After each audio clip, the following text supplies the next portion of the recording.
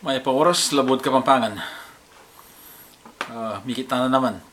Pang 17 na ini ka na akong Tagalugan series. So, nanguling malambat na ito itang pilatan na itang tauli. Itang ka na akong number 16, niya pang November 12 eh. Siguro, banting payang masyadong makabayan ng pang 17 ngayon eh. Pututang ke, gawang kayong part A ning mo muna. Nano pa ta?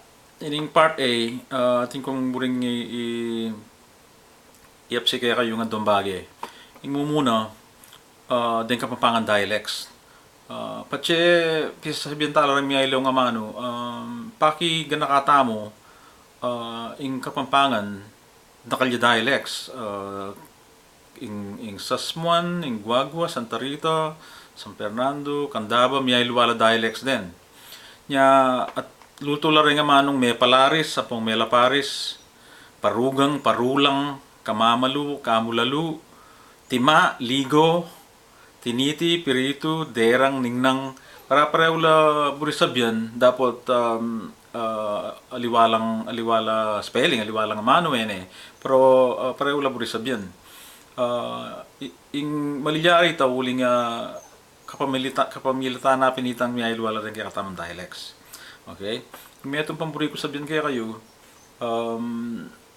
linto kaya tangaldo, at ating tamang miyembrong medyo malamarine, medyo sensitive ka no, mga pakarinelas itong makakorek la rin karelang comments.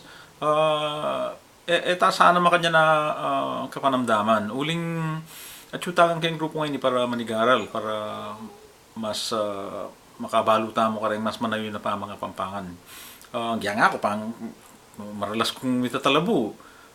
Okay mo nung ituli jo rin ka na akong gustong pamanyabyan.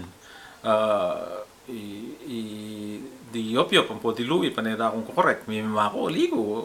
Makanyang taga na bata mong mabiyasa. Tatabog ko, aligo. Sana makanyang tangan, makanita.